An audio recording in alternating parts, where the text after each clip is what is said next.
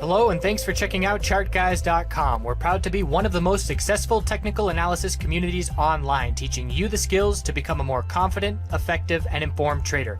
Join our community of hundreds of analysts worldwide working together to learn the charts, generate profit, and achieve financial independence. For access to daily live chart analysis and market coverage, a thriving chat community, along with dozens of hours of exclusive educational materials. We look forward to seeing you. Let's check out some charts. Checking in on the market, we'll do commodities later this afternoon, looking at SPY, IWM, QQQ, financial sector, healthcare sector, biotech sector, and the VIX. So, all-time highs, S&P 500 bulls keep control. Definitely getting a bit cautious at these levels for me personally for a number of reasons. Number one, risk to reward.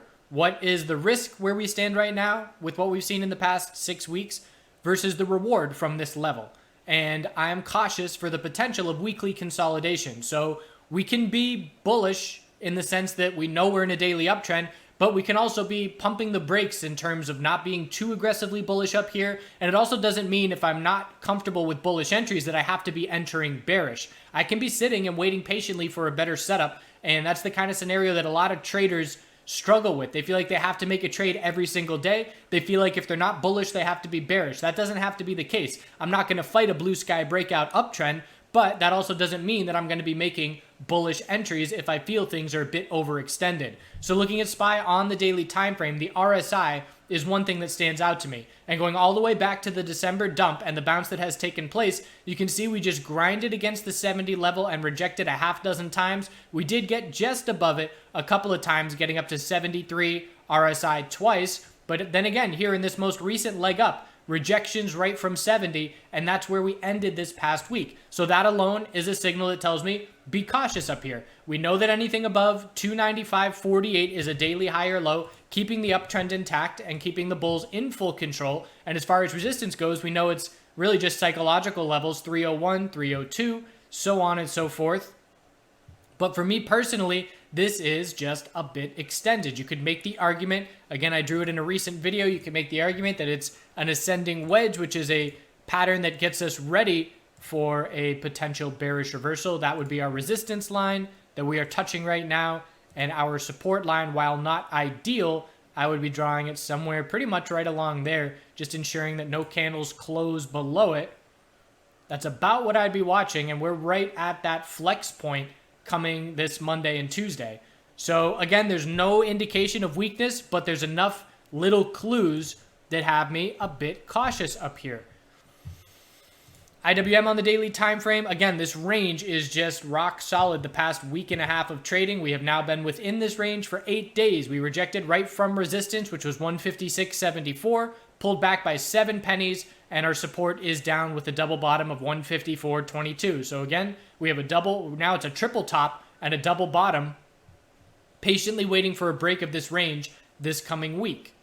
QQQ, all-time high, anything above 188.65 maintains the daily higher lows. Same story as SPY. Another point as far as volume goes, again, this is not a fair market between bulls and bears. The bulls obviously have the advantage, so they don't need volume to continue higher. This is something that I've learned over the past couple of years since the election. Bulls can keep going regardless of volume, but the bears aren't going anywhere unless they have significant volume. So I watched the 20-day average volume, and I know that unless we see above average volume for the bears, that it doesn't have much meaning. So bears have to prove it against the trend with volume, and bulls do not. Not a fair world out there, and we have to accept that in this market.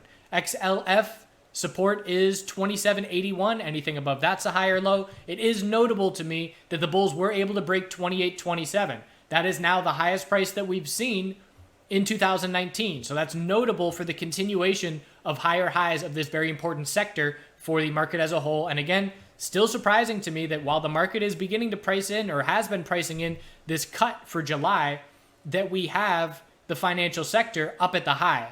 So a little bit of a discrepancy there as far as I'm concerned with what we would expect, or what I would expect with what the financial sector would be doing, anticipating a rate cut.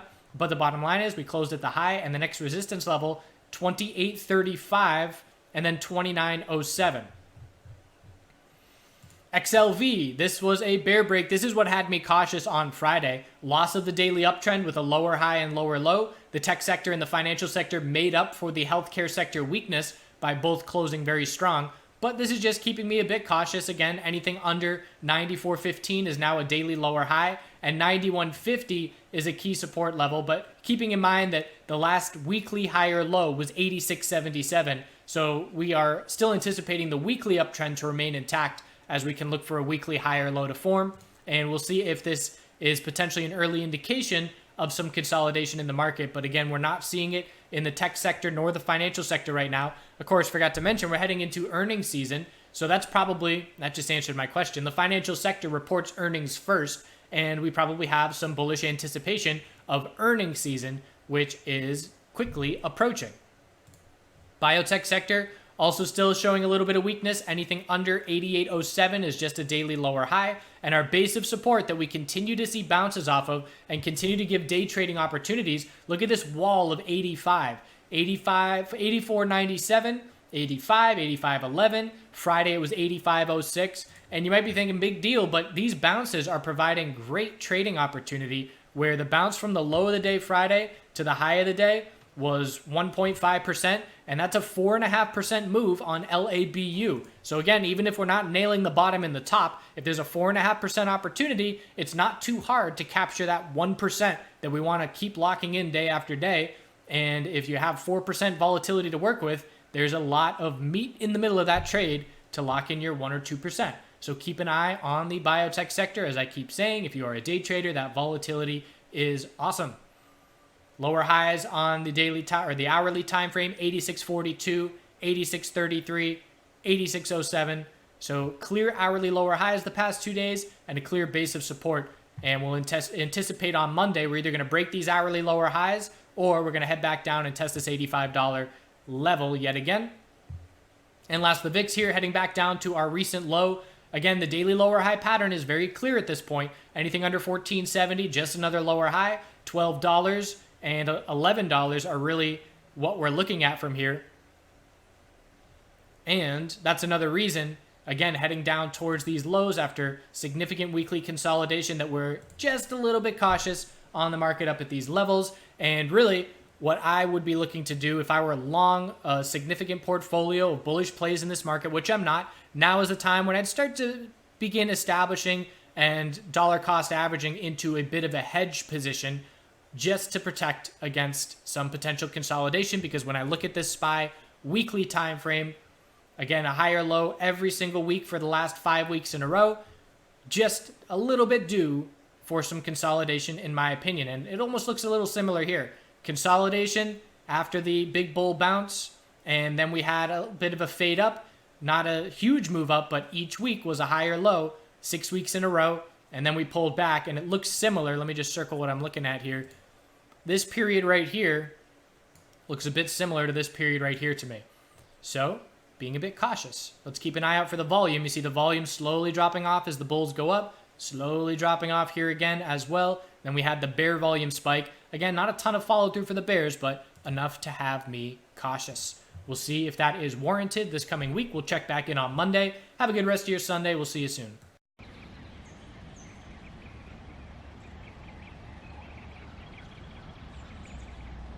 It's a duck triangle.